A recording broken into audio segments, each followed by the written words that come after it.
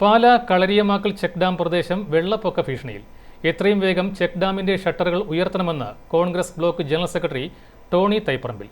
Check ഡാമിൽ തങ്ങി നിൽക്കുന്ന മാലിന്യം നീക്കം ചെയ്യണമെന്നും ടോണി ആവശ്യപ്പെട്ടു.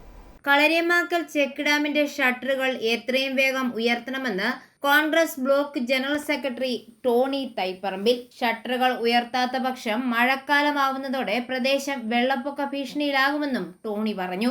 ഇത് ഈ പാലാ നിയോമണ്ഡലത്തിൽ ഏറ്റവും ആദ്യം വെള്ളം കയറുന്ന പ്രദേശങ്ങളാണ് ചെത്തുമറ്റം, മൂന്നാനി എന്ന് പറയുന്ന പ്രദേശങ്ങൾ. ഇവിടെ നിങ്ങൾക്ക് എല്ലാവർക്കും അറിയാമല്ലോ, 2018 ഏറ്റവും കൂടുതൽ വെള്ളം നാശനഷ്ടങ്ങളുണ്ടായ സ്ഥലങ്ങളാണ് ചെത്തുമറ്റം, മൂന്നാനി.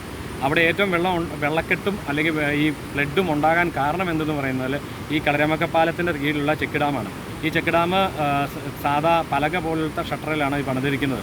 ശരിക്കും പറഞ്ഞാൽ ഇത് തുടങ്ങിയപ്പോൾ തന്നെ ഇലക്ട്രിക് ഷട്ടർ തുടങ്ങേണ്ടതായിരുന്നു. അതുമാത്രം ഇത് എപ്പോഴും തുറക്കേണ്ടതാണ്. നാളിതുവരെയായിട്ട് തുറക്കാൻ പറ്റിയിട്ടില്ല. പാലാ മുനിസിപ്പാലിറ്റിയുടെ കീഴിലായിരുന്നു നേരത്തെ. അത് പഞ്ചായത്തിൻ്റെ പേരിൽ അധികാരത്തിലേക്ക് വന്നു. പാലാ മുനിസിപ്പാലിറ്റിയിൽ മാത്രമേ ഉള്ളൂ കണ്ടിന്യൂസ് ജീവനക്കാരുള്ളൂ. അപ്പം ജീവനക്കാരുള്ള പാലാ നഗരസഭയെ ഇത് ഏൽപ്പിക്കുകയും ഇലക്ട്രിക് ഷട്ടർ ഏർപ്പാടാക്കുകയും ചെയ്യണം. അതോടൊപ്പം തന്നെ ഈ ഷട്ടർ ഇപ്പോൾ കാലവർഷം തുടങ്ങിക്കഴിയുമ്പോൾ എല്ലാ ഷട്ടറുകളും കേരളത്തിലുടനീളമുള്ള ഷട്ടറുകൾ തുറന്നു വിടുന്നതാണ്.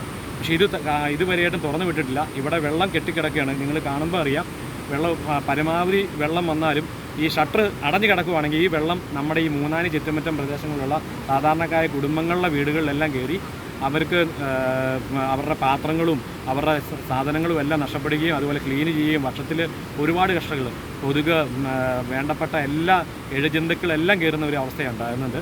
2-3 ദിവസങ്ങളിലായി പെയ്ത മഴയിൽ വെള്ളത്തിന്റെ വരവ് ശക്തി ആർജിച്ചിട്ടുണ്ട്. അതുകൂടാതെ പ്ലാസ്റ്റിക് കുപ്പികളും മറ്റു മാലിന്യങ്ങളും ചെക്ക് ഡാമിൽ കെട്ടി നിൽക്കുന്നുമുണ്ട്. ചെക്ക് ഡാമിന്റെ ഷട്ടർ ഉയർത്തിയില്ലെങ്കിൽ വെള്ളപ്പൊക്കമുണ്ടായാൽ മാലിന്യമെല്ലാം കളരിയമാക്കൽ പാലത്തിന്റെ സമീപ പ്രദേശത്തുള്ള വീടുകളിലും റോഡിലും പരന്നൊഴുകാനും സാധ്യതയേറെയാണ്.